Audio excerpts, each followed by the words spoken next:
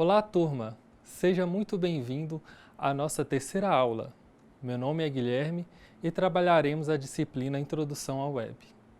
Falaremos hoje sobre a história e evolução das redes. A necessidade do homem de se comunicar é bastante antiga.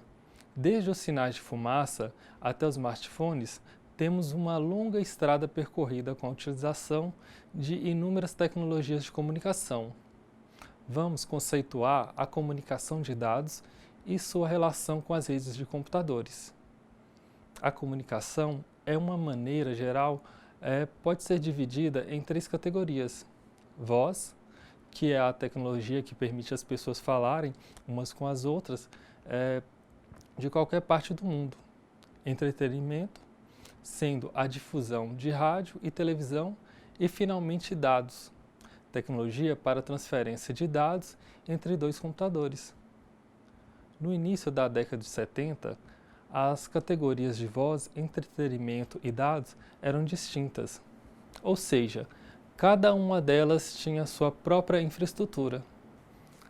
A rede de telefonia usava cabos de cobre. Os sistemas de difusão de rádio e TV usavam a propagação do ar livre e a comunicação de dados, elas eram feitas localmente, com interfaces seriais RS-232C, este que é um padrão de comunicação serial, usado para conectar modems ou à distância, usando modems ligados em linhas telefônicas.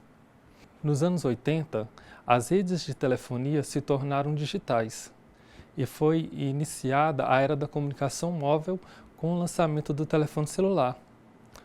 No entretenimento, a novidade foi a TV a cabo, e na comunicação de dados foi a popularização da internet. O surgimento das primeiras redes locais e a consolidação das comunicações entre as universidades, governo e grandes empresas em nível mundial. Porém, a infraestrutura das três categorias continuavam separadas. A evolução das comunicações atingiu nos dias atuais com a convergência das categorias de voz, entretenimento e dados em uma única infraestrutura, denominada serviços integrados. Essa convergência foi possível, em parte, pela substituição de cabos metálicos por cabos de fibra ótica, que aumentaram a qualidade da voz e a velocidade da transmissão de dados. Convergência essa que se tornou possível com a oferta de serviços como telefonia fixa, telefonia móvel, televisão e acesso à internet por um único provedor. Um dos benefícios da convergência é a capacidade de acessar recursos a toda hora em qualquer lugar. Você pode telefonar para alguém, você pode conferir seus e-mails, assistir seu programa favorito de TV e vários outros serviços. Tudo isso no mesmo aparelho. A convergência trouxe também o adjetivo smart, que significa inteligente, para designar os dispositivos que acessam várias redes, como o smartphone e as smart TVs. Mas não foi só isso a convergência que a convergência proporcionou. Houve uma grande redução de custos na infraestrutura de redes, com cabos e equipamentos, além da economia com ligações interurbanas e também as internacionais, que há um bom tempo podem ser feitas através da internet. Vamos ver agora o que é a comunicação de dados. Ela é a transferência de dados entre dois dispositivos, através de um meio de transmissão como um cabo ou um enlace de rádio. Vamos concordar que é bem simples. Porém, as transferências de dados exigem alguns requisitos. Então, vamos falar sobre eles. A entrega é um deles, onde os dados devem ser entregues ao destinatário da mensagem e somente a ele. Outro tipo é a integridade. Os dados devem chegar ao destino da mesma forma que foram enviados, ou seja, sem nenhuma alteração. E, por fim, a eficiência. Nela, os dados devem ser enviados o mais rápido possível para minimizar o atraso, principalmente em transmissões em tempo real. Estes requisitos são atendidos por uma rede de computadores que fornece técnicas de endereçamento, de validação de dados e de controle de fluxo de dados. Precisamos de uma rede de computadores pela necessidade da comunicação de dados. Portanto, para a comunicação de dados ocorra, é necessário o suporte de uma rede de computadores com equipamentos e programas. Bem simples essa relação entre a comunicação de dados e a rede de computadores, certo? Ou não? Então, vamos clarear as ideias. Veja no serviço postal. Ele é uma forma de envio de documentos e encomendas entre um remetente e um destinatário. Quando você envia uma carta, ela passa por uma série de etapas até chegar ao destinatário. No despacho de uma carta, uma agência dos Correios, ela classifica pelo CPF, embala e despacha por meio de um transporte que pode ser tanto aéreo, terrestre ou marítimo. Ao chegar à agência de destino, a carta é novamente classificada pelo CEP e é entregue ao carteiro que promove a entrega ao destinatário. Você deve ter percebido que, para entregar sua carta, é preciso um sistema postal organizado com equipamentos, recursos e ações. Na comunicação de dados, o processo é semelhante à comunicação por correspondência. Quando um dado é enviado, um programa no seu computador confere o destino e envia para a interface de rede correspondente, que despacha usando um meio de transmissão que pode ser um cabo de cobre, um cabo de fibra ótica ou onda de rádio, dispositivos de conexão que encarregam de encaminhar o dado. Ao chegar ao computador de destino, o endereço é conferido e o dado armazenado. São bastante parecidos. O dado pode ser visto como a carta e o serviço postal como os equipamentos. Já os recursos e ações é como a rede de computadores que seus dispositivos de conexão e programas. Vamos falar agora sobre os agentes que compõem o processo de comunicação de dados.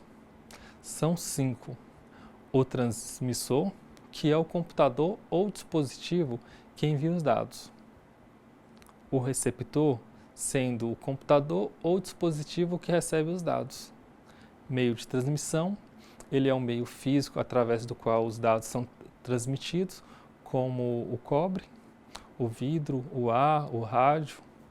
Temos também os dispositivos de conexão, que são equipamentos intermediários, que estabelecem as rotas de dados na rede. E o último, os protocolos, que são programas que restabelecem regras para os dispositivos de conexão, transmissores e receptores, realizarem transferências de dados com eficiência e também com segurança. Agora vamos conceituar redes de computadores. Esse termo, rede, é usado porque há uma semelhança, da interligação de computadores com a trama de redes de pesca e de tecido de uma rede de dormir. Uma rede de computadores é um conjunto de computadores e dispositivos de conexão interligados. Estão executando protocolos e aplicativos para compartilhar informações através da transferência de dados, usando um meio de transmissão. Seu principal objetivo é compartilhar informação. Quando transferimos as nossas fotos do celular usando uma rede sem fio para o computador, estamos usando uma rede ponto a ponto entre dois dispositivos. Porém, quando você usa o navegador para fazer uma pesquisa, você está usando uma rede multiponto, com milhões de dispositivos conectados à internet. Vamos aprofundar nesse universo. Vamos começar com as redes pessoais e expandir para as redes de alcance mundial. A primeira delas é a rede local, conhecida também como LAN. São redes limitadas a uma sala, um andar ou a um prédio. Elas podem interligar grande número de computadores. rodando diferentes sistemas operacionais e outros dispositivos como impressora, scanners, ponto de acesso. E para fazer isso, utilizam cabos e conexões sem fio para comunicação. Redes de campos são redes locais distribuídas em áreas de edifícios ou prédios diferentes, interligadas por cabo ou conexão sem fio.